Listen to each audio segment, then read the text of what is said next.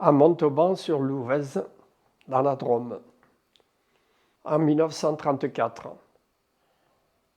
dans un petit hameau de ce pays qui s'appelle Ruissas.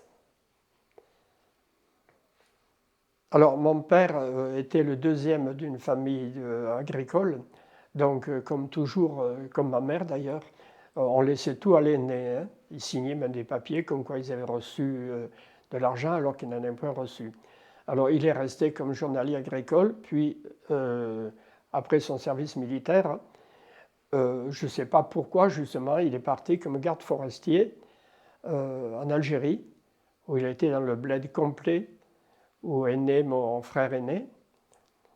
Et quand ma mère a été enceinte de moi, ça avait été assez difficile la première fois, elle a voulu revenir en France pour ma naissance. Elle est donc revenue dans sa famille. Je suis donc né dans la famille maternelle.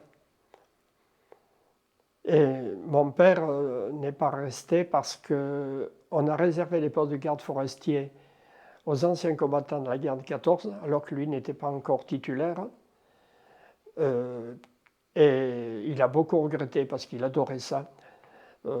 Et il est revenu en France. Je pense que ça, c'est sous l'influence un peu de ma mère qui languissait sa famille. Ma mère était la fille aînée d'une famille de 10 enfants, donc elle regrettait un peu ça. Donc mon père est revenu et s'est embauché comme cantonnier. Et il est resté pendant 5 ou 6 ans cantonnier, puis il a passé le concours de chef cantonnier. Voilà. Mais de mon père, je dirais que c'était un saint. Il n'était pas croyant, hein, mais d'une générosité extraordinaire, et pour nous, et pour les étrangers, tout ça. Il a beaucoup souffert, lui, de ne pas être aimé par son père. Ils étaient deux, et vraiment l'aîné était tout, et lui, il ne l'a jamais dit comme ça, mais alors ça se sentait, dès qu'il parlait un peu de son enfance, c'était toujours son frère aîné, par exemple, a été très gâté. Il a eu un vélo à 12 ans, il a eu une moto à 16 ans, un fusil de chasse à 16 ans, alors que mon père n'a jamais eu que la moto que son frère ne voulait plus, ainsi de suite, quoi. Donc chez lui, c'était assez marquant, ça. Mais c'était aussi un très gros travailleur parce qu'avec un salaire de cantonnier, il fallait, dès qu'il avait fini son travail, aller faire du bois pour se chauffer parce qu'il n'y avait que le bois à la fois pour se chauffer et à la fois pour cuire. Donc même en plein été, il fallait allumer le poêle pour cuire et faire la cuisine. Et puis, bon, pendant l'été, il coupait de la lavande, il faisait toujours un grand jardin. Bon, et ça, ma mère contribuait aussi beaucoup parce qu'alors, un peu, elle est restée de son enfance très, très, très travailleuse. Elle supportait très mal. Elle, de rester à rien faire, elle n'aurait pas su. Même quand elle discutait avec des copines, c'était toujours en train de tricoter. Quand je dis copine, je le vois assez rarement. Mais elle avait été forgée à travailler très tôt. Elle était un petit peu, elle était trop pudique dans la mesure où elle n'aimait pas montrer ses sentiments, quoi. Moi, il m'arrivait, comme à tout le monde, de dire mais est-ce qu'elle nous aime ou pas? Je crois que beaucoup d'enfants se sont posés ça, parce qu'elle n'aimait pas exposer ses sentiments. Même quand j'ai été blessé en Algérie, où j'ai failli en mourir, je suis resté pendant un mois là, entre la vie et la mort, quoi. Elle n'a pas manifesté beaucoup ses sentiments, alors que mon père, quand il m'a revu, il m'est tombé dans les bras en pleurant. Voilà, c'était son côté pudique, mais à côté de ça, j'ai appris après sa mort qu'elle avait aidé, par exemple, à Grignan, une voisine qui était complètement sourde, sans revenu ni rien. Et ma mère l'a énormément aidée, mais elle ne nous l'a jamais dit. Elle était comme ça, même sa pudeur allait jusque-là, quoi. Elle aurait eu horreur que quelqu'un se mette en avant, quoi, y compris elle. D'ailleurs, vous voyez, chez ma mère, les enfants, les 10 enfants, vous voyez leurs parents. Nous avons tutoyé nos grands-parents, mais nous étions les premiers à les tutoyer. Il y avait une forme de patriarcat. Quand ils étaient à table, il y avait cette longue table où il y avait toujours entre 14 et 18 personnes qui mangeaient. Ma grand-mère aussi a dû s'amuser. Enfin, c'était ma mère qui l'aidait. Mais on mangeait toujours du fromage, d'ailleurs du fromage de chèvre, parce qu'on avait des chèvres à la fin du repas. Et mon grand-père posait sa serviette, clac, il claquait, il fermait son couteau, parce que chacun avait son couteau. Et à ce moment-là, tout le monde debout. Hein. C'était vraiment le patriarche, quoi. On était 4 frères. Et il y en a un petit qui est né pendant la guerre, mais qui n'a pas pu être nourri correctement, qui est mort de diarrhée à l'époque, parce qu'il n'y avait pas de... Il n'a pas supporté le lait de vache et ma mère ne pouvait plus le nourrir. Sinon, on était 4 et on est resté 4 très unis, très longtemps. Mais je suis le seul maintenant. Étant donné que ma mère avait 4 enfants et mon père a eu des problèmes de colonne vertébrale, parce qu'en Algérie, il était rentré un soir à cheval vers sa maison et il y a eu une branche en travers et il s'est tordu là. Après, on a dû l'opérer de la colonne vertébrale et il est resté pendant 4 ou 5 mois couché immobile.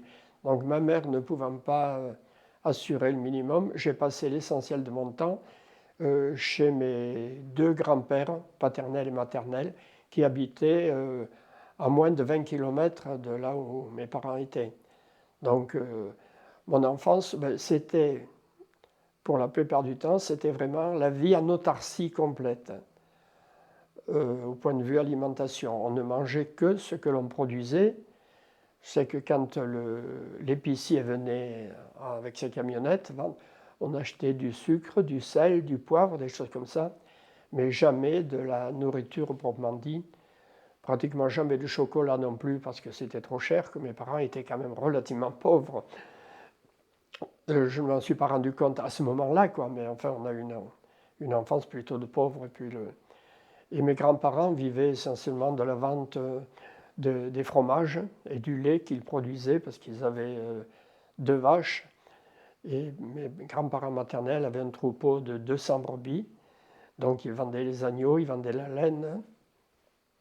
Et la seule nourriture que l'on mangeait, ça pouvait être éventuellement du poulet, des œufs et 2 ou 3 fois par an du cochon. Parce que chaque famille avait aussi son cochon.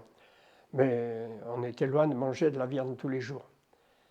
Et le petit déjeuner, c'était presque toujours du café au lait. Puis après, on avait de la soupe de légumes à tous les repas, quoi. Quand je les ai connus, ils devaient avoir près de 70 ans. Et je vais dire, à 60 ans, les vieux de ces montagnes étaient déjà usés.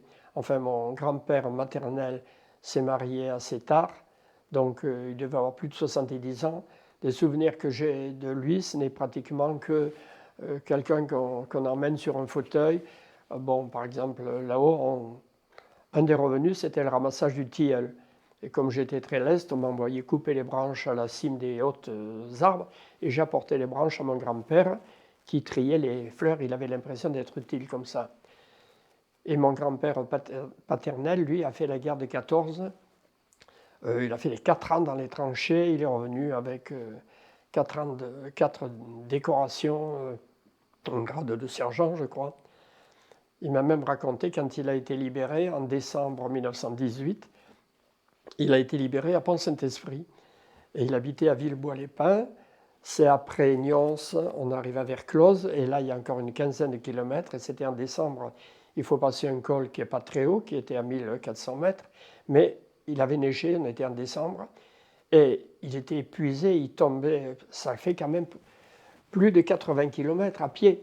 Même si peut-être qu'il a trouvé une charrette ou pas en passant, mais enfin, il a fait ses 80 km et il est arrivé épuisé. Et il se disait, mais c'est pas possible, ça, j'ai fait 4 ans de guerre, j'ai vu tas de copains mourir, et moi, je vais mourir à 4 km de chez moi. Ça, je me rappelle de ça, quoi. mais il était trop âgé pour... Puis alors, ils ne manifestaient pas non plus leurs sentiments, comme on disait. Hein. Ce n'était pas du tout les papis gâteaux. Par contre, ma grand-mère maternelle, oui. Alors là, c'était... Mais elle s'était mariée... Elle avait 17 ans quand elle s'est mariée à quelqu'un qui en avait 32, quoi. D'ailleurs, elle a toujours dit « vous » à son mari. Et puis, elle était considérée, par exemple... un jour, elle m'a dit, elle ne s'est jamais plaint, mais une fois, elle me disait quand même qu'elle avait trouvé dur que quand son mari paysan donc, voulait acheter une vache, il consultait ses garçons aînés, qui avaient déjà plus de 18 ans, 20 ans, il allait avec eux, mais il n'en parlait pas à sa femme. La femme était bonne là pour mener la maison, etc. Bon, les enfants respectaient leur mère, d'ailleurs, adoraient leur mère d'une façon... il faut dire que c'était la bonté même, cette grand-mère. Je ne vais pas dire du tout pareil de ma grand-mère paternelle, mais enfin, elle donnait tout. Elle était religieuse, par exemple, croyante, quoi. Mais quand on lui a appris qu'une de ses filles devait se marier, un divorcé, on lui a dit, oui, mais tu te rends compte, elle ne pourra pas se marier à l'église. Alors, du moment qu'ils s'aiment, là, ils sont restés bêtes parce qu'ils ont vu que l'amour qu'elle avait pour sa fille passait avant ses principes quoi, extérieurs. Ce qui ne l'a pas empêché, quand j'ai été malade, je vous l'ai dit, étant tout petit, j'étais condamné à mort parce que quand le médecin est venu, il a dit c'est trop tard, je ne peux plus rien faire. Il aurait peut-être fallu de l'oxygène, mais je ne peux plus rien faire médicalement. Et il est parti. Alors ma grand-mère m'a baptisé, parce qu'elle savait qu'un enfant qui n'était pas baptisé ne pouvait pas aller au paradis. Et puis elle a envoyé un de mes oncles qui avait 16-17 ans à l'époque à vélo à Bulle-et-Baronnie, parce qu'on avait un cousin mécanicien qui avait des bouteilles pour faire des soudures acétylène. Et il avait des bouteilles d'oxygène. Il est monté avec sa camionnette, sa grosse bouteille, et il paraît qu'on m'a fait respirer de l'oxygène avec un tuyau et un entonnoir au bout. Alors je ne sais pas si c'est le baptême, les bains d'eau froide, l'oxygène, mais enfin, je m'en suis sorti. Mais peut-être aussi, je vais dire, l'amour qui m'entourait, quoi. Parce que ma grand-mère, mes 3 tantes qui étaient là, qui me couvaient comme tout, puis peut-être ma constitution, quoi. On ne sait jamais pourquoi on survit. Mon grand-père paternel, alors lui en parlait assez peu. Ça m'a rappelé un peu ce que disaient les anciens des camps, là. Ils disaient que c'était trop atroce ce qu'ils avaient vécu, qu'ils ne pouvaient pas le dire. Par exemple, il a dit, tu connais, toi, des hommes qui aiment dire, enfin non, c'est pas moi qui le disais, il disait à son fils, qui aiment dire qu'ils ont eu peur. Il dit, ben moi, j'ai jamais connu quelqu'un dans mes tranchées qui n'ait pas eu peur. Quand on entendait les autres creuser, par exemple, sous la tranchée pour la faire sauter. Mais moi, personnellement, à part l'incident un peu du retour, je n'ai pas de souvenir précis qu'il m'ait raconté de la guerre. Bon, il y a 2 choses dont je me souviens, plusieurs choses, mais qui sont faites à la guerre. C'est le jour de la déclaration, par exemple, tout ça, je n'ai aucun souvenir. Mais je me rappelle un jour où ma mère accompagne mon père qui partait à vélo. Et puis, comme j'étais dehors, là, je lui prends la main, c'était le matin. Et je m'étonnais un petit peu parce que mon père partait tous les matins à vélo, comme cantonnier, quand il allait travailler sur les routes. Et là, ma mère l'accompagnait, puis je voyais que ça n'allait pas. Et puis, ils se sont embrassés. Mon père m'a embrassé, puis il est parti. Alors moi, je lui ai dit, mais où il va, papa? Et elle m'a dit, à la guerre. Alors ça, je ne peux pas encore dessiner l'endroit où c'était. Hein. Bon, il était père de 4 enfants, donc il n'avait pas été mobilisé tout au début. Et il a été mobilisé quand les Italiens ont déclaré la guerre, parce qu'il avait fait son service dans les chasseurs alpins à Briançon. Donc quand les Italiens ont déclaré la guerre, il a fallu envoyer des troupes à Briançon alors qu'elles étaient plutôt dans le nord. Et alors, ils ont recruté les parents, mais il est revenu 3-4 semaines après. Ils ont renvoyé tous les pères de famille de 4 enfants. Bon, alors ça, c'est mon souvenir de mon père, où il va à la guerre, quoi. Et mon autre souvenir, c'est les billets de rationnement, quoi. Et puis alors, cette expression, avant-guerre. Tous les adultes, quand ils parlaient, ah oui, mais ça, c'était des chaussures d'avant-guerre. Ah, mais ça, c'était un outil d'avant-guerre. Hein, parce que pendant la guerre, on a été vraiment privé de tout. Je ne sais pas, par exemple, j'ai appris après que dans le contrat d'armistice, la France devait livrer 6 millions de pots, je ne me rappelle plus si c'était agneau ou truc, chaque année. Or, c'était sa production totale. Donc, il ne restait pas une seule pot pour les Français, ainsi de suite. Il y a énormément de choses qui ont été... finalement, l'armistice, ça a amené la paix sur place, mais économiquement, ça a été une catastrophe pour le pays, quoi. Bon, après, le choix entre ce qu'il fallait continuer la guerre, chacun a son opinion. Et puis, notre souvenir, c'est que j'ai quand même un oncle qui s'est trouvé avoir... non, parmi mes oncles, j'en ai 2 qui ont été soldats. Un a été prisonnier de guerre, mon oncle, mon parrain qui s'appelait Paul, et qui est revenu qu'après la guerre. Et un autre qui a été prisonnier aussi, mais qui a réussi à s'évader avec un copain. Et il s'est évadé il est venu à pied de la Lorraine il est venu vers le centre de la France, là, pas tout à fait sur la Garonne, mais presque un petit peu vers Agen en tout cas. Et là, leur plus gros boulot, ça a été pour traverser la Loire. Et ils nous racontaient qu'ils ont tellement marché qu'ils n'avaient plus de chaussures parce qu'il ne fallait pas marcher sur les routes, il y avait des Allemands, que ce soit avant ou après l'armistice. Et alors, il avait usé ses chaussures jusqu'à la corde. Et une fois, il passe devant un magasin. Et comme ce petit magasin, il y avait juste une devanture. Et en devanture, il y avait une paire de pantoufles. Alors, il a dit à son copain, va distraire un peu le propriétaire. Alors, le père est rentré, puis il a acheté peut-être 2 morceaux de sucre ou une cigarette, je ne sais pas quoi. Et lui, il a pris les 2 pantoufles et il est parti. Et le garde, ça n'est pas aperçu, quoi. Mais le souvenir, je l'ai filmé, je l'ai enregistré, de mon oncle, c'est lui qui me l'a raconté. Un de ses plus gros regrets, c'est qu'il n'a pas noté le nom du village. Et il n'a jamais pu aller payer ses pantoufles. Et à 70 ans, il avait encore ce regret de ne pas avoir payé ses pantoufles. Mais il me dit, quand j'ai mis mes pieds là-dedans, c'était le... Et de là, il a été arrêté une fois ou 2 par des gendarmes, puis une fois, ils l'ont emmené, mais ils se sont sauvés. Les gendarmes ne leur ont pas tiré dessus. Une autre fois, les gendarmes les ont laissés courir. Et il a réussi à prendre un train qui l'a amené d'Agen, c'est pour ça que je me souviens d'Agen.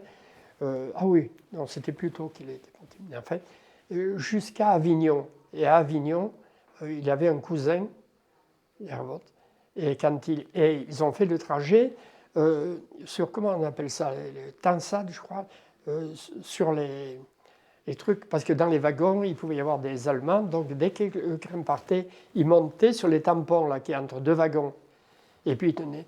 Et ça a duré près de 24 heures. Quand ils sont arrivés chez leur cousin là, à Avignon, ils étaient crasseux, ils étaient sales, c'était pas possible. Bon, ils se sont lavés, ils se sont couchés, et c'était 5 heures du soir quand ils sont arrivés. Ils ont dormi jusqu'au surlendemain matin, tellement ils étaient fatigués. Donc voilà, moi c'est mes souvenirs de guerre.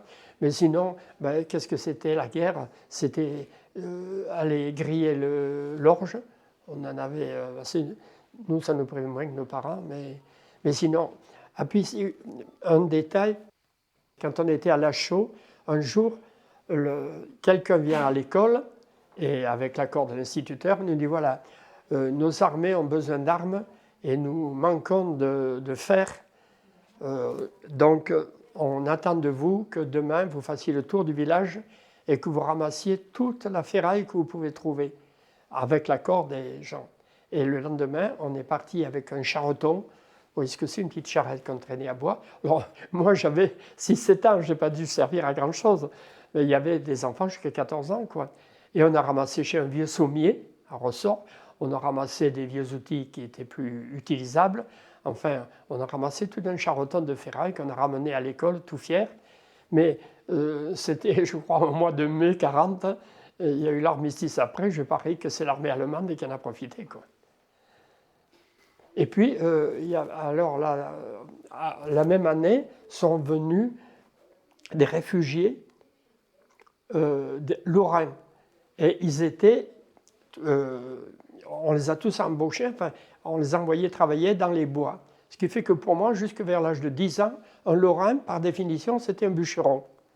Parce que tous ceux qu'on avait connus étaient envoyés dans les bois, même s'ils n'avaient pas été bûcherons. Et on a eu aussi une réfugiée italienne, donc c'est quelqu'un qui devait être antifasciste, quoi, puisque la famille était venue.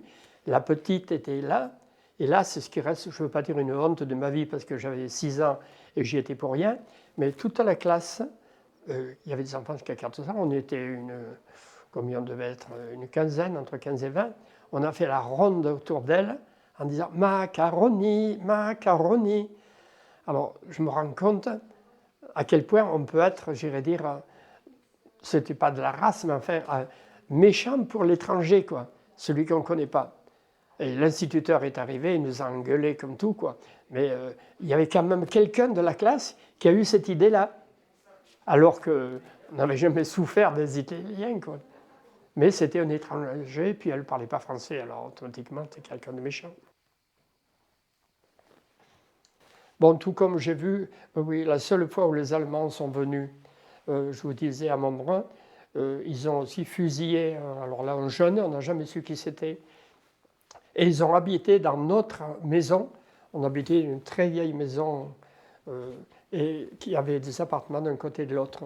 Nous, on était d'un côté, ils sont mis de l'autre parce qu'ils surveillaient la montagne et tout ça. On voyait terroristes, terroristes, ils étaient très méfiants.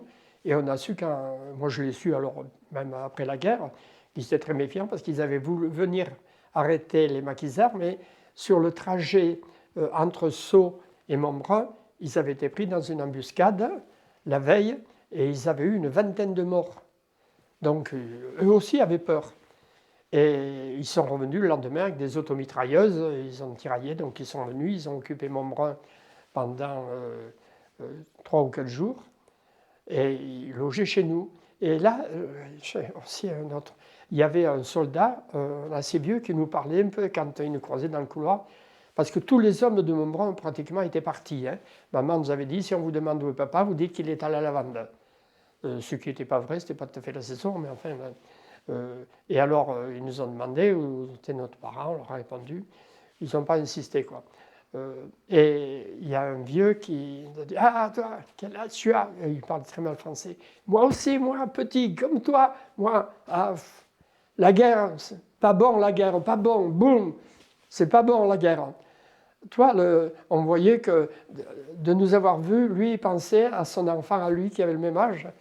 Il nous a touchés. Puis alors, ma mère a vu qu'on parlait en allemand, elle est vite venue nous chercher. Et lui, le lendemain, quand ils sont partis, il est venu nous trouver. Il me dit, demain, avion, venir, boum, boum, boum, vous. On ne savait pas si c'était du lard ou du cochon, mais enfin, le lendemain, effectivement, à la tombée de la nuit, même il faisait nuit, on entend des bruits d'avion. Et ma mère nous a pris, on est allé se cacher dans une vigne qui était un peu plus bas. On pensait peut-être qu'on était plus à l'abri dans la vigne que dans la maison. On n'était pas nous, nos voisins ont fait pareil là. Et on est resté là pendant près d'1 heure. Et les avions n'ont pas bombardé Montbrun. Ils ont continué. Et on a appris dans les jours suivants qu'ils ont bombardé Céderon, qui est 20 km plus loin, et il y a eu 7 morts là-bas quand même. Donc le gars, il avait essayé de nous prévenir. Donc c'était la veille, eux savaient déjà, parce qu'ils n'avaient pas osé aller plus loin que Montbrun sans doute, puisqu'il y avait un col, et ils se méfiaient, parce que c'était l'époque où ils commençaient à douter, parce qu'il y a déjà eu le débarquement en Normandie, et je pourrais retrouver la date, ce serait facile à retrouver, il suffit de chercher sur Internet bombardement Cédron, je ne me rappelle pas si c'était au mois d'août. Je crois que c'est un petit peu avant ou juste après le débarquement en Provence. Donc ils voulaient couper le passage, quoi. Et entre autres, ils ont pillé notamment une épicerie qui faisait du marché noir, ils ont trouvé, et dedans, dans la truc, il y avait du lait condensé, des boîtes de lait condensé.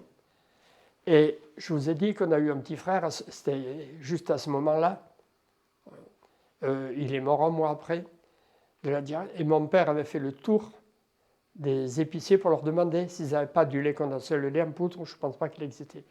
Et tout le monde lui avait dit, ah non, on n'en a point, on n'a que du lait de vache. Et quand mon père a appris ça alors que son fils était mort par manque de lait, j'entends vous dire qu'on n'y est plus allé à cette épicerie. Hein. Bon, pas traumatisé par le manque, tout ça, parce que ça c'est venu petit à petit. Nos parents n'ont sans doute plus souffert que nous, par comparaison, quoi. Pour nous, c'était presque normal de ne pas avoir de café, de manquer de sucre, des choses comme ça. Traumatisé par les actes, oui, je ne peux pas dire traumatisé, je vais dire, ça nous a écœurés. Moi, il y a des petits événements locaux qui m'ont peut-être fait plus de mal que ça. Par exemple, enfin ça n'a rien à voir mais, avec la guerre, mais si c'était pendant la guerre quand même, mais de voir un enfant, il y avait pas mal d'enfants dans les fermes à l'époque qu'on appelait de l'assistance publique, des gens qui n'avaient pas de parents et qu'on plaçait dans les fermes ou dans les maisons, et puis ils allaient à l'école, mais il fallait qu'ils travaillent. Et puis Chambrun, il tenait il avait les deux mains dans le bassin, et puis il tenait, je lui dis, qu'est-ce que tu fais là? Il me dit, regarde, je suis en train de noyer les petits, à la chienne qui a fait des petits, il faut les tuer. Et ça, je l'ai accepté, j'irais dire, parce que je savais, on m'avait toujours dit, que les portées de chat et les portées de chien, il fallait en garder un au maximum. Donc le fait qu'il... Mais j'aimais pas ça quand même, hein. Je n'aurais jamais fait ce qu'il lui... Mais alors là, ce qui m'a frappé, c'est qu'il me l'a montré, et puis qu'il m'a dit, je les tiens, puis je les entends frétiller, et puis quand ils bougent presque plus, je les ressors pour qu'ils revivent comme ça dure plus longtemps. Presque la définition du sadisme, quoi. Alors là, je crois que ce garçon, je n'ai jamais pu lui reparler après, quoi. Et je me dis, s'il est comme ça, après je me dis, c'est aussi parce qu'il a été malheureux. Il n'a pas de parents, il n'a pas de truc, donc il est devenu méchant. Et quand on juge quelqu'un, finalement, on ne sait pas pour quelle raison il est devenu comme ça, quoi. Bon, sinon, à la maison, c'était pas très strict. Je me rappelle, j'ai dû recevoir peut-être quelques fessées comme tout le monde, mais en fait très peu. Je me rappelle, j'ai jamais été humilié, par exemple. Bon, sur le plan éducation, donc il fallait respecter les normes. On disait par exemple bonjour à tout adulte. Le jour où on est allé à Marseille, après, juste à la fin de la guerre, dans la rue, je disais bonjour monsieur, bonjour madame, bonjour monsieur. Je ne m'arrêtais pas, il a fallu que ma mère me dise, mais ici on ne dit pas bonjour à tout le monde. Alors que dans nos villages, c'était sacré, quoi. Tout enfant devait saluer tout adulte, même s'il ne le connaissait pas. Bon, sur le plan religieux, ma mère était croyante, pratiquante, et mon père était agnostique, quoi. Il ne faisait pas mais n'y croyait pas. Et là aussi, je crois que c'est une chance je veux dire, dans son enfance, de ne pas avoir une éducation sur ce plan-là, monolithique, quoi, c'est-à-dire, à la limite, on sait qu'il n'y a pas une vérité universelle et que tout le monde a le droit de penser ce qu'il veut, on ne portera pas là-dessus. Je crois que ça aussi, c'est une chance. Nous avons déménagé tous les 3 ans. Ce qui fait que je n'ai pas tellement de copains d'enfance, par exemple. Alors, la première maison, c'était... Et tout dans le même canton, dans un rayon de 20 km, quoi. Bon, mon père était un village qui s'appelle Barré-des-Liures. Là, il n'était pas titulaire encore, donc il a commencé comme ça.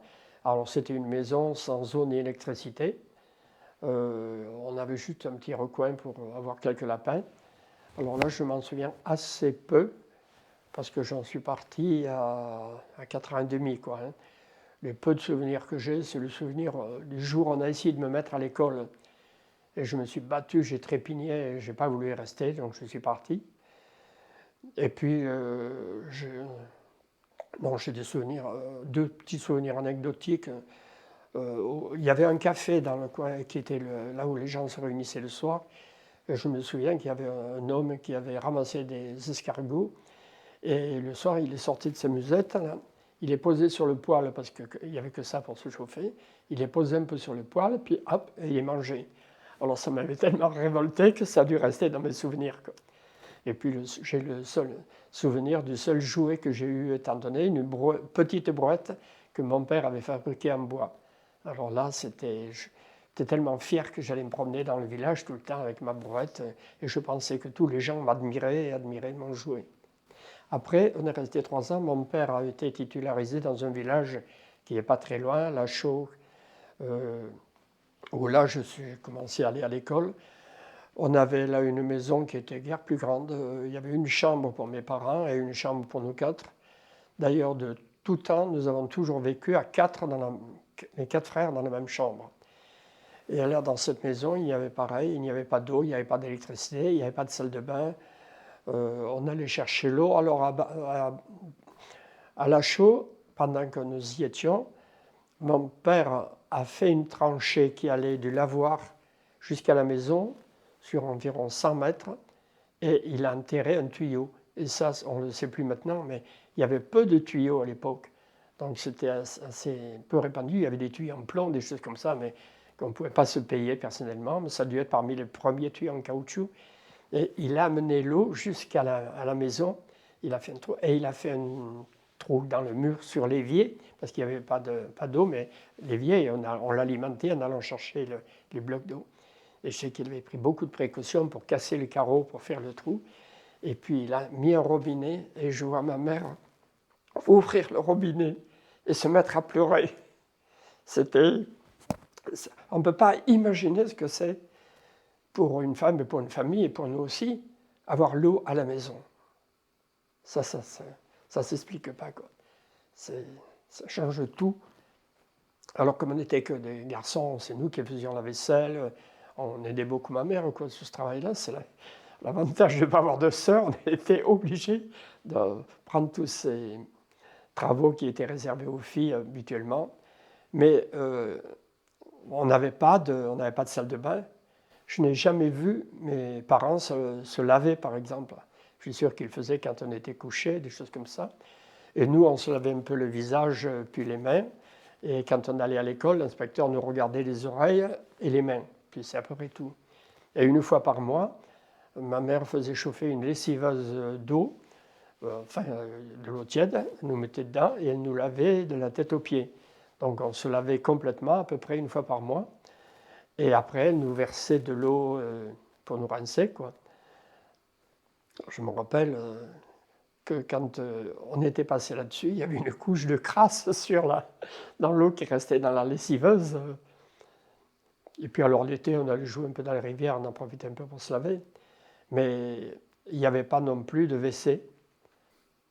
Il y avait comment on appelle ça, des seaux, comment on appelle ça, des seaux hygiéniques, et puis des pots de chambre.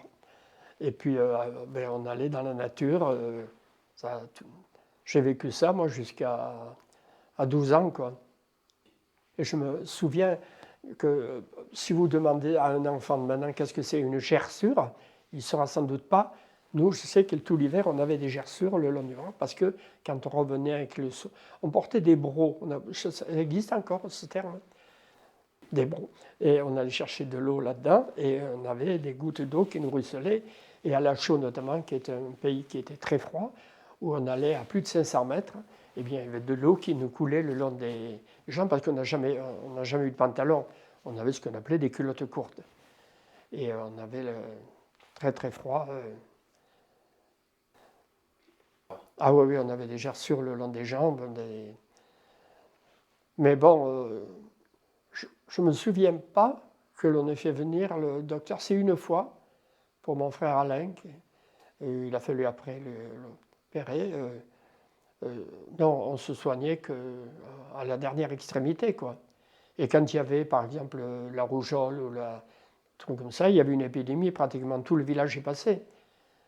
Mais laisser l'eau froide couler comme ça pendant 1 minute pour rien, ça me coupe encore, quoi. Et d'ailleurs, comme tout gaspillage, quoi. Ça, c'était... quand je vois ce que l'on peut jeter maintenant, c'est affreux un peu parce que j'en ai eu besoin. Très souvent, je dis, oh pétard, si j'avais eu ça à 10 ans, si j'avais eu ça à 8 ans, chez nous, il n'y avait pas de déchets. Bon, évidemment, il n'y avait pas de plastique. Mais tout métal était réutilisé. Mais alors, ça pouvait être pour ferrer une chaussure, on en manquait même terriblement, quoi. Un clou tordu et rouillé, on le redressait. Bon, ça c'était pour le métal, les alus, etc. Il y en avait point. Mon père savait rétamer avec. Il a même à la fin, il ne pouvait plus trouver de l'étain, il faisait fondre les couverts qu'on avait en étain pour réparer la bouilloire, par exemple, des choses comme ça. Bon, tout ce les épluchures de pommes de terre, tous les déchets organiques, ben, ça allait au lapin ou aux poules, ou même aux cochons quand on a eu fait. Tout ce qui était bois, évidemment, ça pouvait brûler, tout ce qui pouvait brûler. On manquait beaucoup de papier, par exemple. Mes parents n'avaient pas les moyens d'acheter le journal tous les jours. Tout papier était précieux. Et si on en trouvait dans la nature, ça arrivait très rarement, mais enfin, on le ramassait, quoi. Je ne vois pas qu'est-ce que c'est qu'on aurait pu jeter à la maison. Bon, à l'entrée du village, du côté où on passait, il y avait un pont et il y avait des gens qui, quelquefois, jetaient des choses. Donc, nous, il nous arrivait fréquemment de descendre dans la rivière et de récupérer, alors ça pouvait être du bois, ça pouvait être... Je me rappelle une fois avoir récupéré un tiroir entier, je ne comprenais pas qu'on ait pu jeter des choses comme ça, quoi. Ou, bon, ben, tous les linges, les trucs usés, ça servait de chiffon, évidemment. On n'était pas du tout gêné d'aller fouiller, ce n'est même pas des poubelles, c'était exceptionnel qu'il y ait des choses qui soient jetées comme ça. Les 3/4 du temps, d'ailleurs, ou les rares fois dont je me souviens, c'est quand une maison a été vendue et que le nouveau propriétaire veut la débarrasser, quoi. Sinon, dans les familles, il n'y avait pratiquement pas de déchets. On savait tout réutiliser. On ne gaspillait rien parce qu'on en avait besoin. On n'avait pas du tout l'impression que ce n'était pas parce que la nature était en danger. Et je pense que notre génération à nous, on a été beaucoup plus polluant à partir du moment où on a eu des objets jetables que les jeunes de maintenant. Alors, j'entends souvent, je peux prendre un exemple, un des premiers voyages scolaires que j'ai fait quand j'étais à Saint-Blaise, on est parti de Saint-Blaise, c'était donc dans les années 60. Donc, vous voyez, je faisais partie de jeunes, et beaucoup de gens qui étaient là avaient mon âge, et pas mal étaient plus vieux parce qu'ils étaient parents d'élèves.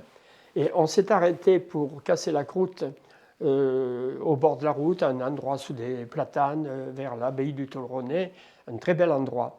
Et on était 2 quarts ou 3, enfin, tout le village était venu parce que pratiquement personne n'avait de voiture. Et puis pratiquement aucun de mes élèves n'avait vu la mer et j'avais profité de la réussite de notre fête scolaire pour leur faire découvrir la mer. Mais cette fois-là, on s'est arrêté pour casser la croûte vers 8 h du matin parce qu'on était parti très tôt. Et après, tout le monde est remonté dans les cars. Et tout le long, eh bien, il y avait des boîtes de vache qui rient, il y avait des premiers plastiques, il y avait des coquilles d'œufs. Donc, les gens de ma génération, on n'a pas été habitués à ne pas gâcher la terre. Parce qu'on n'a pas eu à le faire, quoi. Il a fallu qu'on l'apprenne nous-mêmes. Personne ne nous l'a enseigné. Nos grands-pères n'allaient pas nous dire « ne jetez pas les boîtes de sardines ». On était tellement contents quand on avait une boîte vide de sardines pour en faire un bateau ou autre. Alors cette fois-là, quand les gens sont remontés dans le car, moi j'étais très gêné, j'ai pris un sac et j'ai tout ramassé. Et je voyais les parents dans le car qui avaient laissé tout cela, tout le monde baissait la tête, ils n'avaient pas du tout, et je crois que c'est une des leçons les plus importantes que j'ai données dans ma vie, cette fois-là, parce que ça ne s'est plus renouvelé. Bon, quant à ma mère, évidemment, dès l'âge de 10 ans, elle a appris à tricoter, elle reprisait des chaussettes. Ça, c'est vrai qu'ils savaient tout utiliser. Et nous, on était 4 frères, et puis on avait quand même aussi des cousins. Donc on récupérait tous les habits, et les habits passaient de l'un à l'autre, quoi. Mais je ne pense pas que quand on était enfant, on nous ait vraiment appris à respecter la nature. Je me rappelle d'un poème ou deux de Victor Hugo qu'on avait appris au joli mois de mai. Alors, ce qui était beau, c'était la naissance des fleurs, quoi. Mais c'est à peu près tout. Parce que ce qui m'a manqué beaucoup, beaucoup quand j'étais enfant, c'était le sucre. On m'aurait donné un morceau de sucre, ça valait n'importe quel bonbon, quoi. Même je me souviens que quelquefois ma mère invitait ses voisines à venir boire le café. Et le café, c'était de l'orge qu'on avait passé des heures à griller. Et j'aimais bien après aller ramasser les tasses, parce qu'on le sucrait le café. Et puis après, j'allais avec mon doigt lécher le sucre qu'il y avait au fond des tasses, tellement je manquais de sucre, quoi. C'était pour moi, c'était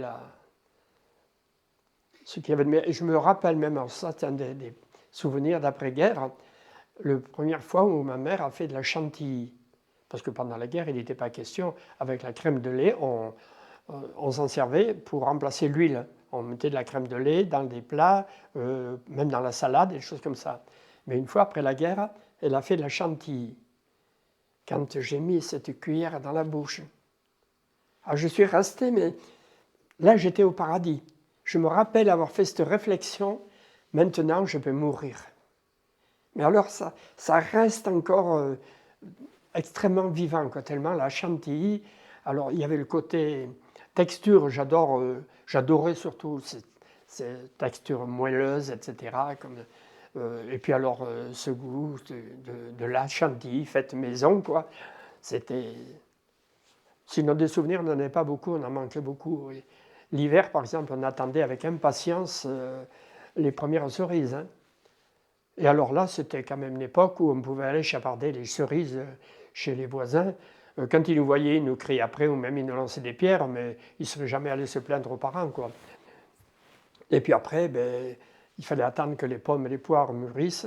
Alors quelquefois, on allait couper des tranches de pommes ou de poires pas mûres, mais bien fines, et on les faisait sécher un peu au soleil, et après on pouvait les manger, elles avaient un petit peu de goût, et c'était moins acide. Et puis chez mon grand-père paternel, là il y avait des olives, c'est un village où il y avait des olives en quantité, et il faisait beaucoup de pruneaux, alors c'était aussi un de nos desserts. D'ailleurs, un de mes souvenirs très importants, c'est qu'à la fin du repas, quand ma mère avait enlevé les assiettes, mon père ramassait toutes les miettes sur la table et hop, il les mangeait parce qu'il n'a pratiquement. C'était quelqu'un d'1,75 m, ce qui était grand pour l'époque, costaud, il a approché les 100 kilos à une époque, enfin, il faisait toujours plus de 80, quoi. Et il a vraiment manqué beaucoup, beaucoup. Ce qui leur manquait beaucoup, c'est le pain, le café, le sucre, des choses comme ça. L'huile a beaucoup manqué.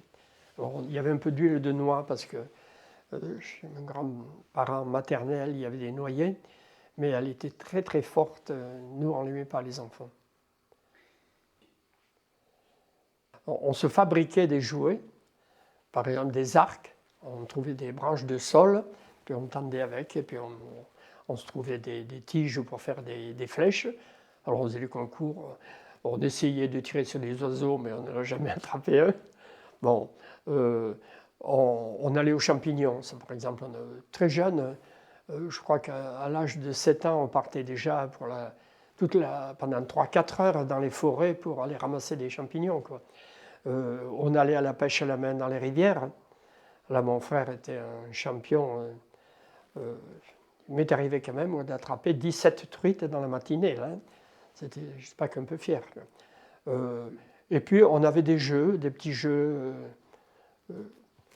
Ça dépendait, je dirais dire, on inventait suivant le matériau, les locaux qu'il y avait. Et ça, je crois que une des choses que je regrette actuellement, c'est qu'il y a trop de préfabriqués. Je ne sais plus quel était le spécial qui disait quelque temps. C'est embêtant que les enfants ne s'ennuient plus.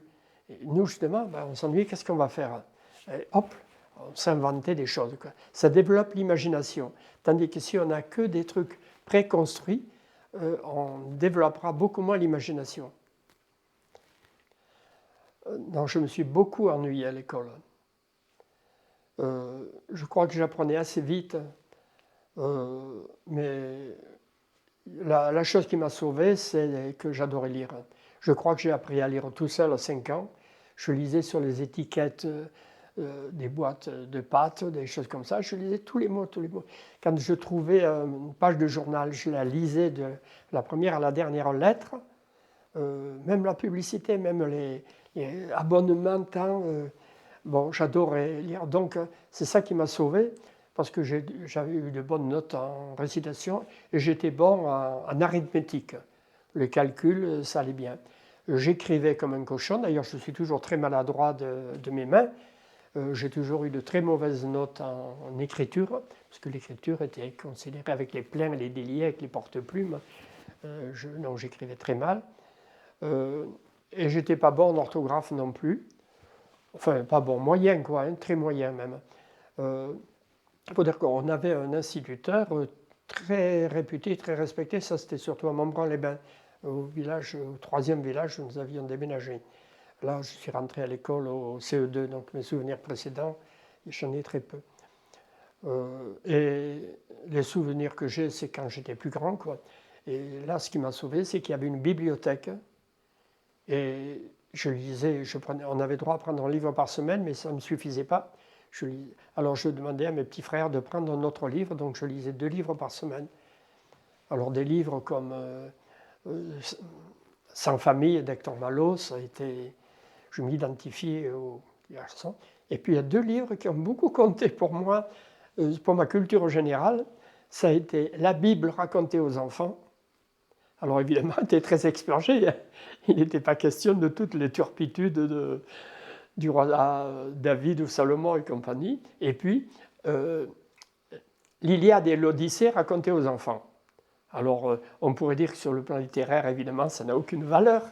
Mais j'ai toujours été très attiré par ces histoires, plus que par les contes de Perrault, par exemple.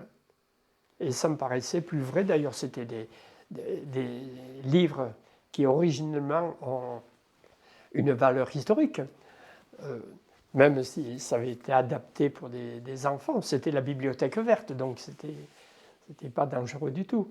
Mais je savais très bien, je m'identifiais, moi je vois la guerre de Troie, là, moi je me sentais comme Achille, là, qui était invulnérable, ainsi de suite. Alors, le fait de beaucoup lire fait que mes rédactions étaient, j'avais un style, j'avais déjà, l'instituteur souvent me lisait mes rédactions à toute la classe, mais il m'enlevait 1 point ou 2 à cause de l'orthographe. Et je peux dire que ça m'a suivi à peu près ma vie de ce que j'ai appris au collège, après, et puis jusqu'au bac. Je n'ai pas eu vraiment de bons profs. Hein. Par contre, j'ai eu beaucoup de possibilités de lire. Et j'ai eu mon bac pratiquement uniquement à cause de ça. Parce que je crois que j'ai eu 19 sur 20. J'avais été en section littéraire à l'épreuve de narration. Et j'ai eu la moyenne nulle par ailleurs. J'avais latin, grec et italien. Ben, je n'ai pas eu la moyenne en latin, ni en grec, ni en italien. J'ai eu 8 ou 9 sur 10, quoi. Mais c'est la lecture qui m'a sauvé, qui m'a donné ce style, quoi. C'est pour ça que moi aussi, j'ai toujours encouragé mes élèves à lire, en leur en montrant ce que c'était, quoi. Mais alors, moi, quand j'étais petit, on me reprochait. Mon père, non. Mais mon oncle, par exemple, qui était paysan, pour lui, c'était un comportement de feignant. C'est la grosse injure qu'on pouvait faire, quoi. Un feignant, ça allait pour un enfant, mais quand on disait d'un adulte que c'était un feignant, c'était la pire des insultes qu'on pouvait lui faire, quoi. Le travail était sacré, plus que tout. Mais comme après, plus tard, la télévision, ce sont des outils de communication, mais bon, Mais même moi, au collège, souvent, on avait des devoirs à faire. Souvent, j'avais fini mon devoir. On avait des bureaux là qui se soulevaient. Je soulevais mon truc, je faisais semblant de chercher. Et puis, j'avais mon livre ouvert et je lisais par-dessous. Et quelquefois, le surveillant arrivait, pas un coup de règle. Mais jamais, ils ne se sont jamais rendus compte à quel point ça avait joué dans le fait que si mes rédactions étaient toujours bien écrites. Et puis, j'aimais écrire. J'ai même écrit des poèmes ou des choses comme ça. Par contre, j'hésitais à mettre des idées très personnelles parce que si j'allais trop loin, on me dit non, c'est pas comme ça se fait pas. Je me rappelle avoir écrit une fois en décrivant le château de Montbrun, là, il montre son visage austère et ses volets fermés. Et on m'a engueulé en me disant, mais c'est du copier ça. Un enfant de 12 ans n'écrit pas comme ça. Il ne se rendait pas compte qu'on peut apprendre des choses autrement.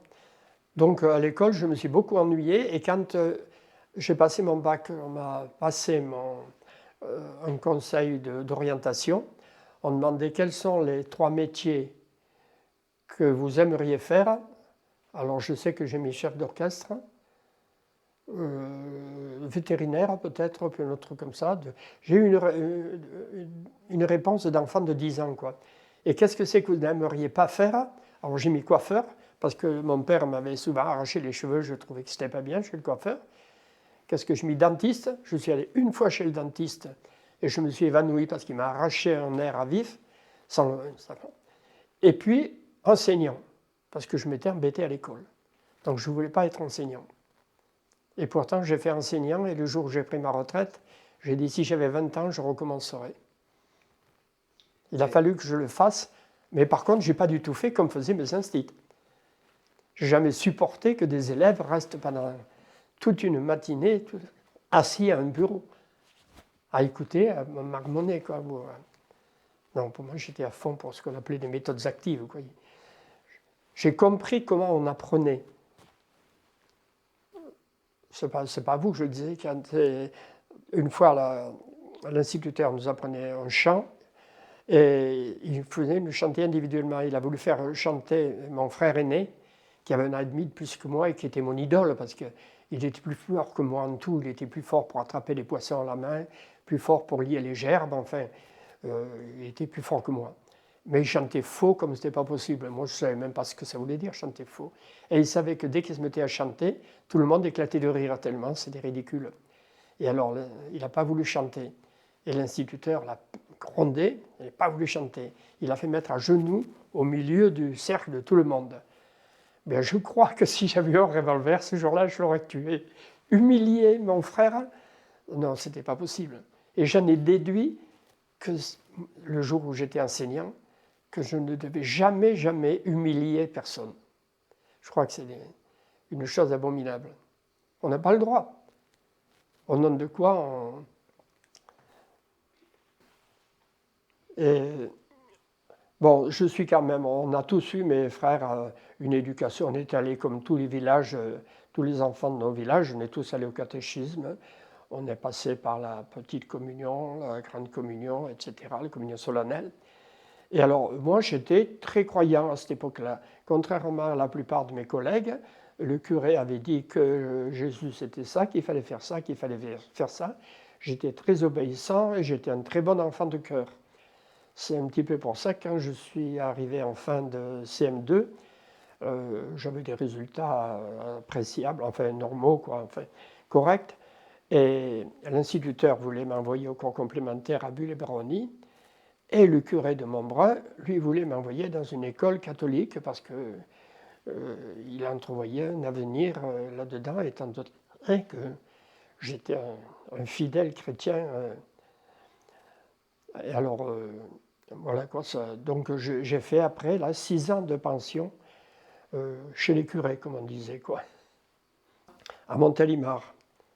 Alors là, ça a été c'est la période la plus dure de mon enfance, pas tellement, c'est pas dû à la pension elle-même, mais c'est au fait que je partais de chez moi fin septembre et j'y rentrais le lendemain de Noël. Eh bien, à 11 ans, pendant 3 mois, ne voir personne de tous nos amis, nos parents, ni rien, Mes parents, j'aurais pu, par exemple, il y avait 3 ou 4 jours de vacances à Noël, mais mes parents n'avaient pas les moyens ni de venir me voir, ni de me payer l'aller-retour, parce que c'était toute une expédition. De Montbrun, il fallait m'emmener. Mon père avait une vieille moto, il m'emmenait jusqu'au Buis-les-Baronnies.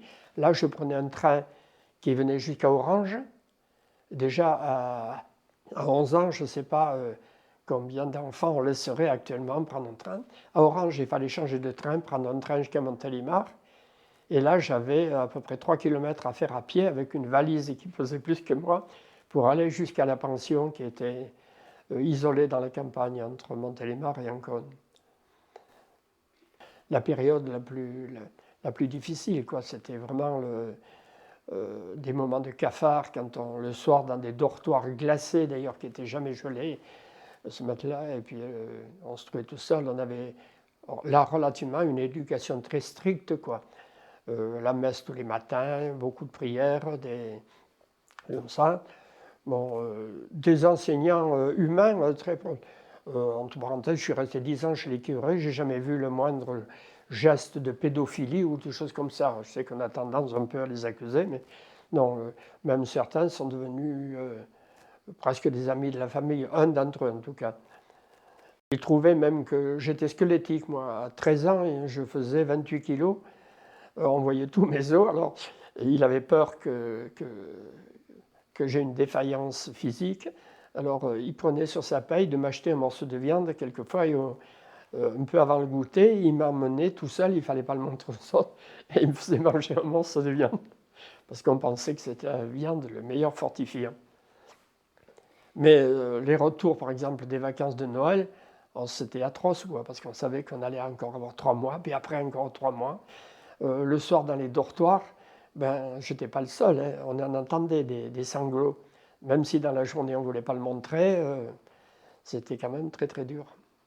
À part le cas d'un collègue plus grand qui était comment dire, somnambule, alors lui il se levait, il faisait des trucs, puis il ne s'en rappelait jamais, quoi. Il a fallu d'ailleurs le soigner, l'enlever. Donc sinon, moi je m'endormais rapidement quand je n'avais pas trop le cafard, et le matin, c'était à 5h55. Il y avait une sonnerie qui nous réveillait. Moi, je n'ai jamais vu de problème de dortoir ou de problème que j'ai pu lire dans certains livres de relations entre, y compris jusqu'au bac, quoi. J'ai l'impression, moi, de ne pas avoir eu d'adolescence. Parce que physiologiquement, j'étais très en retard. Quand j'avais 14 ans, on m'en donnait 8. Tiens, l'année où j'ai passé le bac, par exemple, je m'étais embauché pendant les vacances, où mes parents habitaient à Loriol, sur Drôme. Je chargeais des wagons de conserve, pas de conserve, de cagettes de pêche. Hein, on les prenait dans les chambres froides et on allait dans les wagons, qui n'étaient pas des wagons thermiques, qui étaient brûlants d'ailleurs. Bon. Et puis, un beau jour, j'avais passé mon bac écrit et je m'étais mis au travail, persuadé que j'avais échoué tellement j'avais été minable. Et je reçois un papier me disant qu'il fallait que je me présente le lendemain à Valence pour passer l'oral. Alors, je viens dire ça au patron, celui qui nous embauchait. Il me dit, bon, demain, je ne peux pas venir parce que je vais passer l'oral du bac. Ah, lui me dit, ah, ben ça tombe bien, tiens, moi, demain, je vais voir le pape. Et puis, il s'en va. Donc, il a pensé que, après, je suis revenu avec le papier parce qu'il ne voulait pas croire, parce que j'avais 17 ans et demi, mais on m'en donnait 13. Donc, et même quand, tout à l'heure, je ne sais plus ce que j'ai dit, là, quand on m'a demandé quel métier je voulais faire, je trouve que j'ai répondu, quand je disais que je voulais être vétérinaire, je ne me rendais pas compte du tout de ce qu'il fallait faire, ou chef d'orchestre, je ne savais même pas ce que c'était un orchestre. J'étais vraiment bébé, quoi. Alors, je suis resté en pension quand même chez les curés jusqu'à 18 ans. Et par exemple, les filles, ça ne m'a pas travaillé. Je n'avais pas de sœur à la maison, j'avais des cousines que j'aimais bien, je me trouve, mais sans plus, quoi. C'était bon, c'était presque comme un dessert, quoi. Et je n'ai pas eu d'époque. Je suis passé de là, une fois que j'ai passé mon bac, c'est là où j'ai postulé pour être enseignant, et je faisais encore très bébé. Et je suis parti en Algérie et je me suis trouvé dans le bled, complètement isolé, à 80 km de tout autre Européen. Donc là, il n'était pas question d'aller fréquenter les jeunes. Si, des garçons, j'ai fréquenté quelques-uns, mais très peu. J'ai surtout vu des parents d'élèves. Et puis il y a un autre copain qui est arrivé de Vendée. Donc c'est curieux, mais j'ai l'impression de ne pas avoir eu d'adolescence, quoi. Je n'ai pas eu cette époque où on va flirter avec les filles et tout ça. Et puis je suis resté 4 ans en Algérie jusqu'à être blessé. Et puis alors là, j'ai été blessé très sérieusement. Et quand je suis revenu, là, je commençais à mûrir un petit peu. Paf, je suis tombé. Je suis venu chez mes parents à Grignan. Et un soir, la première fois où j'ai été invité à une boum, comme on disait à l'époque, je suis tombé sur une Roseline, là. Et ça a été la fin de ma vie. Je crois qu'il n'y a pas beaucoup de jeunes qui ont dû vivre comme ça, quoi. Pas passer du fait d'être un enfant presque jusqu'à être instituteur dans un coin. Et c'est peut-être un peu ce qui a fait que j'ai remis en cause mon enseignement. Je suis pratiquement reparti un peu avec mon âme d'enfant qui m'a montré ce qui pouvait intéresser un enfant, ce qui pouvait lui apporter. Et j'ai été, je crois, plus à l'écoute des enfants que des adultes. Alors, quand j'ai passé mon bac, je ne savais pas que faire. Je ne voulais pas aller à l'université parce que mes parents n'avaient pas les moyens de me payer quoi que ce soit. J'ai vu une publicité pour l'école universelle pour expert comptable. À l'école, une des choses que j'avais... Et puis, voilà, ah non, c'est le patron de mon père, l'ingénieur, qui lui a dit « Ah, tu as un fils qui a eu son bac à 18 ans, là, il devrait faire expert comptable, ça gagne beaucoup. » Mon père me dit « Voilà, tiens, tu pourrais faire expert comptable en suivant des cours par correspondance. » Alors, je me suis inscrit au cours par correspondance. C'est du droit et de la comptabilité, deux choses qui m'ont nullement intéressé. Alors j'ai fait le surveillant dans une boîte privée, mais on me faisait travailler 20 heures sur 24. Donc je n'ai pas pu travailler sérieusement. Et puis j'ai appris, je ne m'étais pas renseigné avant, quoi, que pour être expert comptable, il fallait 6 ans. Donc il n'était pas question que je reste 6 ans à la charge de mes parents. Alors j'ai vu une petite annonce qui embauchait des gens pour être receveurs des postes avec le bac. Parce que le bac avait une sacrée valeur à l'époque. Il y avait 4 ou 5 pourcentage des jeunes qui l'avaient, quoi. Alors je pose ma candidature, on l'accepte tout de suite, puis je passe la visite médicale, et puis je dis que j'ai un œil en vert, on me dit hop, vous ne pouvez pas rentrer dans le service public, parce que si vous arrivez à quelque chose, ça coûterait trop cher à l'administration, donc on ne peut pas vous prendre. Très déçu. Je ne savais pas que faire, je reviens. Alors, quelques jours après, je revois une autre annonce qui réclamait des instituteurs bacheliers en Algérie. Alors, je me suis dit, peut-être que là-bas, ils ne sont pas si regardants. Alors, j'envoie mon truc, alors que je n'avais pas envie au départ. Hein. J'ai vraiment fait... peut-être que parce que mon père y était allé, peut-être que l'Algérie m'a attiré, je ne sais pas. J'ai envoyé ma candidature. Manque de peau, il y avait la même visite médicale, mais j'ai triché, j'ai regardé entre mes doigts, et j'ai été pris, et puis c'est là où j'ai été envoyé dans le bled, simplement par réponse à une petite annonce. Pas du tout par vocation pour faire ça. Alors, j'irais dire que ma première impression, c'est à l'embarquement à Marseille. Je suis arrivé, alors je vous dis, quelqu'un qui est resté dans les petits villages comme ça toute l'année, ou qui a vécu dans le reclus d'une pension, il ne s'y connaît rien, quoi. Pour moi, Marseille, c'était... Bon, alors je prends mon billet, et puis je vais, je me demande, on me dit, voilà, c'est ce bateau, c'était Al Jazeera, je crois, un nom comme ça. Et puis je vois une queue, là, il y avait un embarquement, alors je me mets à la queue, il y avait au moins 50 personnes devant moi.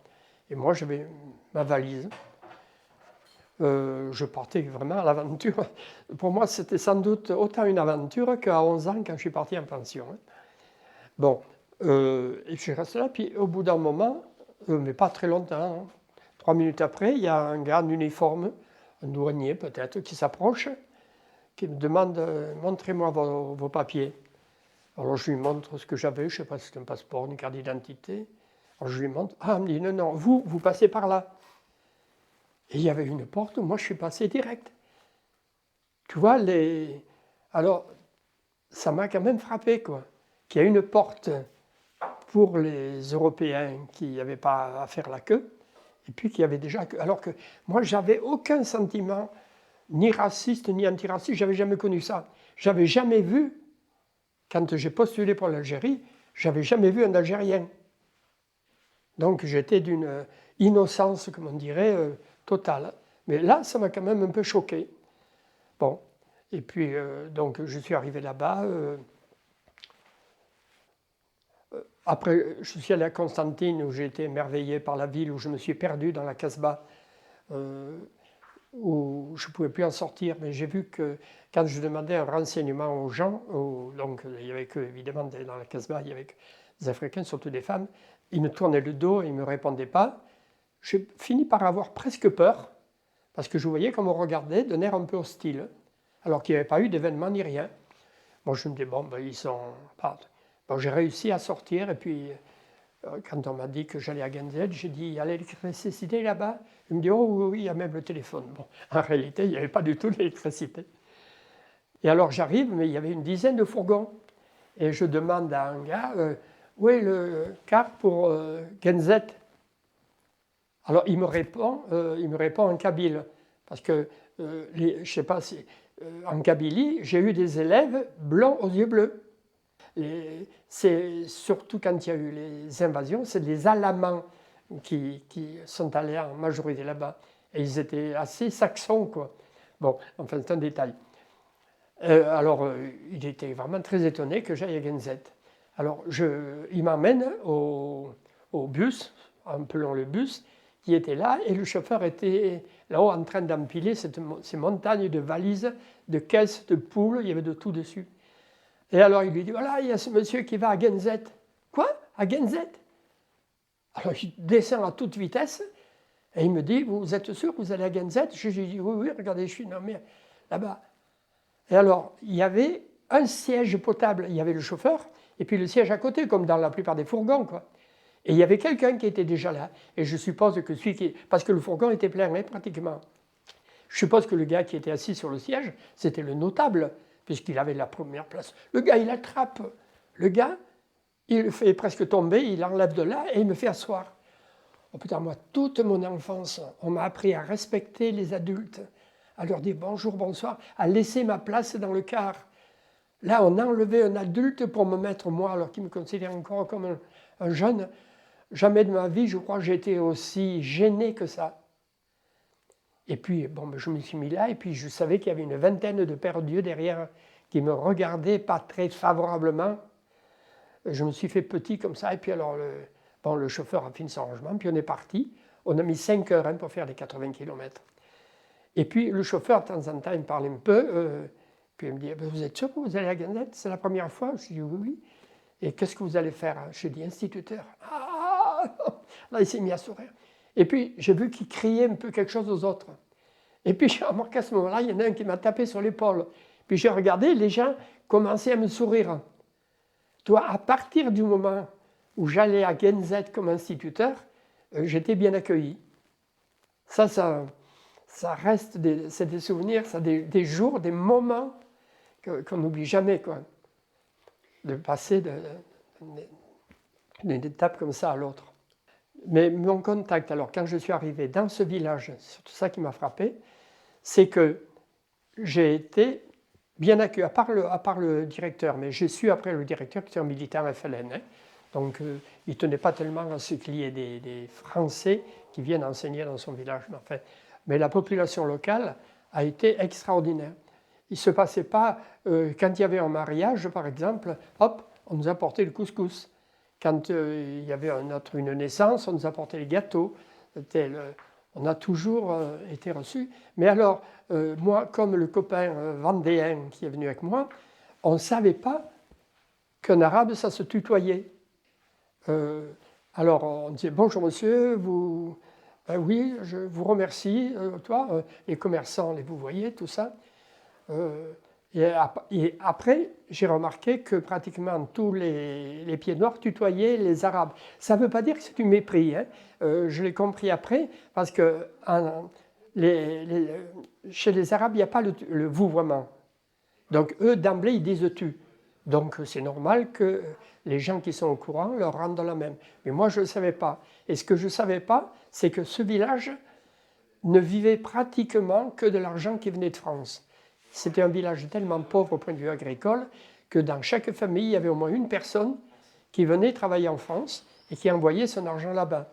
Donc on a trouvé pas mal de gens qui parlaient français, et la plupart du temps, ce n'était pas par l'école, c'était parce qu'ils étaient venus travailler en France.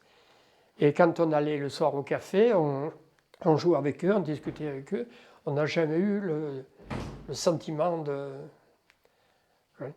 Bon, il y avait tous les problèmes d'hygiène, choses comme ça. Je me souviens que le boucher chez qui on allait, là, il avait chaque fois ces carcasses d'agneau et il coupait la viande. Alors, on la payait au prix. Qu'on achète du beefsteak ou qu'on achète des côtes, c'était toujours le même prix. Alors nous, on s'en servait bien. Mais seulement, ces carcasses, elles étaient couvertes de mouches.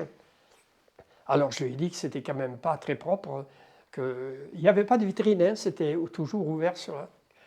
Et alors, la semaine d'après, parce que c'était le mercredi qu'il y avait le marché, qu'on avait congé, comme en France plus tard. Et j'y vais, puis il m'appelle là dans la rue, il me dit viens voir, viens voir. Il me dit tu vois maintenant, il n'y a plus de mouches, hein.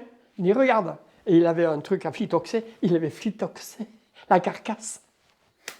Il n'a pas compris pourquoi on ne l'a plus acheté de viande. Donc, je suis parti, moi, à 19 ans, donc c'était avant mon service militaire et avant que la guerre d'Algérie commence, un mois avant.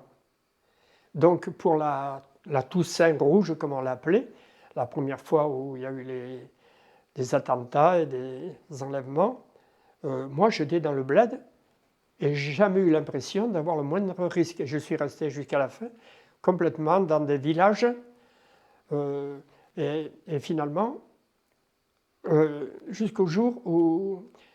Et puis, j'avais aucune, quand j'étais là-bas, si on me demandait, mais est-ce que tu es pourquoi? Pour qu'on reste comme c'est maintenant, c'est-à-dire que les Français ont tous les droits, ou bien pour que les Arabes deviennent Français, et puis, ou est-ce que pour que les Français partent? J'étais incapable de donner mon avis parce que je ne voyais pas de solution. Et finalement, ce qui s'est passé, c'est le pire de ce qui pouvait se passer, quoi. Bon, mais enfin, je ne m'étais jamais engagé là-bas, mais je n'ai eu que de très très bons rapports avec mes parents d'élèves, arabes ou kabyles. Donc je refusais qu'on mette tout, les salauds d'un côté, les autres de l'autre. Et j'ai vu par contre des militaires français nous raconter avec délectation les tortures qu'ils faisaient subir à des gars, même s'ils n'avaient jamais rien fait. Notamment, j'en ai un souvenir. Alors, quand vous parlez de traumatisé, là, pour moi, ça a été beaucoup plus fort, quoi. Parce que quand un gars décrit un petit peu comment, avec son couteau, il va arracher un œil ou des choses comme ça ne vous laisse pas insensible. Et puis, quand il vous dit, alors, à la fin, ben, finalement, il ne savait rien, quoi. Alors, il dit, alors, qu'est-ce que vous avez fait? Il dit, ben, il a essayé de s'enfuir. Ça, c'était la formule de l'armée. Quand quelqu'un avait été trop tué, on ne pouvait pas le laisser partir. Donc, il essayait de s'enfuir et puis on le tuait parce qu'il essayait de s'enfuir. C'était... donc, je voyais tout ça, quoi. Et alors, j'ai été appelé, une fois que mon sursis était fini, j'ai été appelé à Alger, dans une caserne, et je me suis trouvé le soir dans une chambrée. Ça, je ne devrais peut-être pas le dire, mais enfin, et dans la chambrée, on y était peut-être une trentaine. Alors, il y a un gars, un pied noir, qui était là-bas, et qui était à côté de mon lit. D'ailleurs, on s'est mis à discuter, puis expliquer à ses copains toutes les saloperies qu'avaient fait les Félagas. Et puis petit à petit, tout le monde venait, parce que lui, il était du pays, Et eux, ils arrivaient de France, c'était des gens comme moi. Mais eux, ils arrivaient de France, moi j'arrivais de là-bas déjà. Alors, j'avalais pas tout à fait les paroles du gars. Je ne dis pas qu'il a, il a dit des mensonges, mais il n'a montré qu'un volet de ce qui se passait. Une guerre, c'est toujours une saloperie, hein, et notamment une guerre comme ça. Et alors, moi, je suis quand même intervenu un moment, tellement j'étais un peu outré, pour dire quand même que il y a... Bon, ben, pour essayer d'équilibrer un peu les choses. Tu veux montrer les saloperies que quelques Français avaient fait et que beaucoup de Français avaient été aussi sauvés par les trucs. Et puis que finalement, pourquoi on était là-bas parce que dans le bled où j'étais, par exemple, eh bien, toutes les bonnes terres avaient été prises par les colons. Et il y avait, les autres étaient obligés de vivre dans leurs montagnes, et ainsi de suite. Bon, je ne suis pas allé plus loin que ça, quoi. Encore, j'en dis peut-être. Et le lendemain, le capitaine m'appelle là, il y avait des manœuvres à faire, ils apprenaient à marcher au pas. Il me dit, tiens, viens ici, toi. J'ai vu que tu étais instituteur, donc si tu veux bien, tu pourrais m'aider un peu à tenir les registres, comme ça t'évitera d'aller faire des manœuvres. Je dis, oh, mais je ne demande pas que mieux. Alors, on est rentré dans son bureau, qui servait d'antichambre à l'armurerie. Et puis, on a rempli les papiers, le nombre d'arrivées, le nombre de départs, etc. Et puis, au bout de pas très longtemps, elle me dit, ah bon, il faut que j'aille voir un peu là-bas. Est-ce que tu peux rester? Parce que, comme c'est l'armurerie, ça ne doit jamais rester libre, hein, il faut que tu restes. Alors, je lui dis, oh, tout ce que tu veux. Il me dit, tu peux même fermer la clé si tu veux, comme ça. Et quand je reviendrai, je te dirai un moment de passe. Bon, je suis resté là, il est revenu presque à midi, mais il m'a apporté le casse-croûte. Et puis il me dit, tu peux rester encore un peu? Bon, je suis resté. Et il m'a dit, ben tiens, si tu pouvais coucher là, cette nuit, ça m'éviterait de le faire, moi, parce que je voudrais bien aller voir un peu ma famille ce soir. Bon, moi, comme la vie en chambrée ne me plaisait pas du tout, j'ai accepté de coucher. Ce qui fait que je suis resté isolé pendant une dizaine de jours. Et je n'avais pas tellement fait attention, je ne comprenais pas trop pourquoi, mais je me dis, puisqu'il est content de ce que je fais, je vais continuer. Et puis j'ai passé mon conseil de révision, qui confirmait, et le général m'a dit, on regrette beaucoup parce qu'on sait que vous auriez aimé faire l'école d'officier, mais on ne peut pas vous garder, donc vous êtes réformé à titre définitif. Oh, putain, moi je me retenais pour ne pas sauter du joie, toi. Parce que je ne me voyais pas prendre un fusil et tirer sur quelqu'un. D'ailleurs, je me suis trouvé dans cette situation-là, à Sétif. Et j'ai vu que je ne pouvais pas, quoi. Bon, si j'avais été en danger, peut-être je l'aurais fait, mais 200 fois, non. Bon.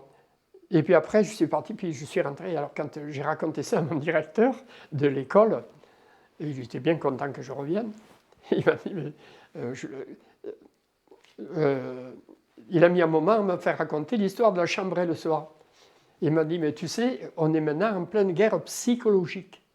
Ce qui compte, quand les appelés arrivent, c'est les gonfler. C'est leur faire prendre conscience qu'ils sont là pour déblayer le terrain et pas faire ami-ami. Et par exemple, on sait que tant qu'ils n'ont pas un de leurs copains qui n'a pas été blessé sérieusement ou tué dans une opération, eh bien, ils ne pourront pas bouffer du félaga. Donc, il faut vraiment les conditionner. Alors là, j'ai fait le rapprochement, j'ai compris pourquoi ils m'avaient isolé. Parce qu'ils ne voulaient pas que dans la chambrée, j'aille continuer d'équilibrer le truc.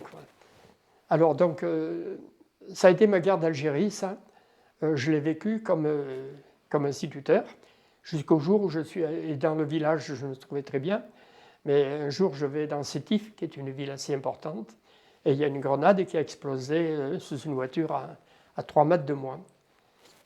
Alors là, j'ai eu perforation de diaphragme, le foie coupé en 4, paraît-il, intestin, mon genou, là, vous voyez, qui a été craquebouillé, je ne peux pas appuyer plus que ça, quoi.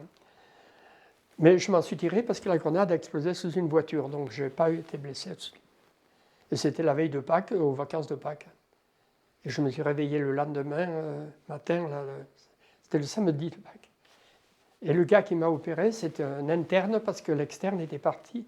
Le chirurgien était parti, il n'y en avait qu'un pour tous ces tifs à Alger pour les vacances de Pâques. C'est une religieuse qui l'a guidé, quoi. Mais dans le village où j'étais, ils auraient pu me tuer tous les jours.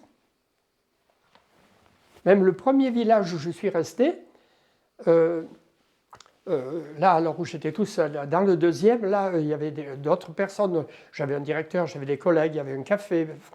Dans le premier village, la première année, ça s'est très bien passé.